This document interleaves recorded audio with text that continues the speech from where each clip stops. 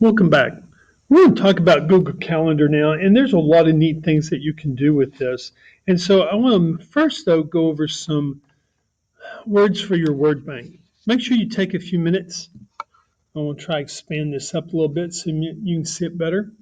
And write down these words: create, explain, edit, invite, create, discuss, and describe.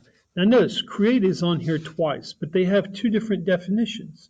So take a moment and write down both of them. This is going to be important that you understand this. Now you can find these words in your textbook online, or you can go ahead and just write down what you see here. You can easily pause this video and work on that. After you get these words written down and defined, how about if you go ahead and do the pretest? That'll be part of your Google Forms, and you may have had to do that before you got started to this point in the video. Next page, we want to talk a little bit about using the Google Calendar. Google Calendar is a great way to help you keep track of your schedules and things that are going on in your life. It can be things like your football practice or when you have a game, a volleyball game.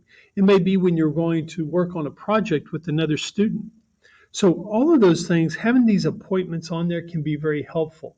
It may sometimes be just a one-time appointment, or it may be something that repeats daily or weekly or even monthly. So look carefully at how you can use these tools to help you manage what you're doing. Okay. Here's a good question here. Let me move this up. As seen in figure 6.1 to the left of the screen, there are three calendar labels: the mini calendar, my calendars, and other calendars. So you need to understand, where can you find those? They show them over here. You have mini calendar, my calendars, other calendars. And then they've got all those over here listed down here at the bottom. Now, where were we? Okay. The mini calendar, when expanded, the label changes to display the name of the current month and year with a mini calendar of the current month. You can click on the chevron symbols to the right of the month name to display previous or future oncoming months. So using those chevron, you can actually sit there and move forward and back. Creating calendar events. Pay close attention on this, people, because this is where you can add things such as birthdays or maybe a doctor's appointment. Maybe, like I said, you might have a football game, a volleyball game, a track meet. All of those things could be very helpful to put on your calendar just so that you get that little reminder. Oh, yeah, in 2 days I have to be ready for that football game. So that's sort of what it is. Now, down here at the bottom, I'm going to try to move up here the best I can. Okay, you can create the button to display a form with fields, which will create the event. Also, clicking on a day in the calendar displays a dialog box with a text box to create an event.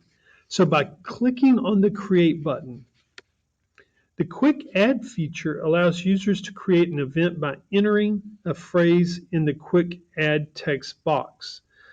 The text must include an event title such as whatever the event's called. It may be babysitting neighbors' children.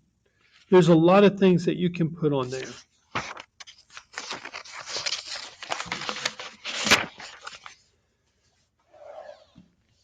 Okay. Viewing the calendar. I'm going to back this up. Here we go. Viewing the calendar and searching events. Now, you can sit there and change the way you view the calendar where you want it by, you want to see the whole month, you want to see just a week, you want to have the week start with Monday or the week start with Sunday. You can make a lot of those changes, and that really helps. It's where you can personalize it, but you really need to make sure you take the time and go through those options. You can print your calendar out at home. I don't let y'all print here at school. It's not needed. and then sharing events and calendars further on down the page. So you can actually sit there and share this, both just an event or a full calendar.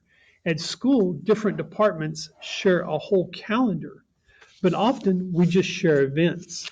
Often, Coach Greg, she shares events with staff all the time about different games and fundraisers that are going on for athletics. They went on, they talked more about the other calendars that you can set up and then customizing the calendar. Here's your assignment. Look carefully. Accessing your calendar, log into your Google Mail account, click the calendar link on the bar at the top of the mail page. It's on different places on your calendar, on your Gmail. So look around for the calendar, you'll find it. Depending upon which browser is being used, the calendar is displayed in a new tab or new browser window. So again, depending upon where you are, if you're on a PC or a tablet, it all works a little bit differently, but you still have all the same functionality. Now, you want to create an event. So you go there, you create an event. Then here in the book, you can see some of the options that they're showing here. Open up your Google Calendar and look at this. You can minimize this video as you go along.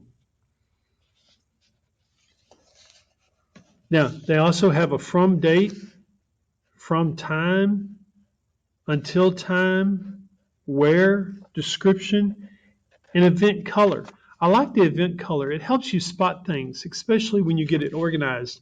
You might use a certain color for your friends, a certain color for your team that you're working out with, another color that you may use for your family. And then create an event directly in the calendar. Click on the month button to display the full month. Locate the planning for so they have a reunion here that they're wanting you to create. I'm sorry, let's go back here and let's find the very beginning. And I'll let y'all read through this.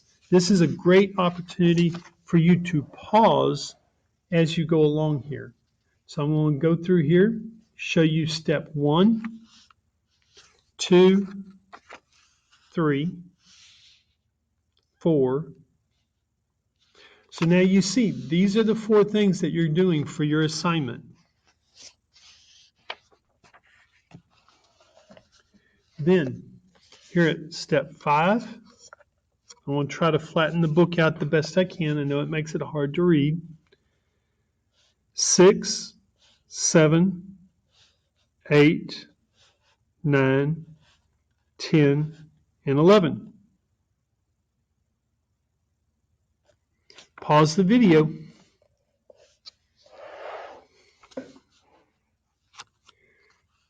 Now, for step 12, it says in the reminders area of the page, click Add Reminder Link.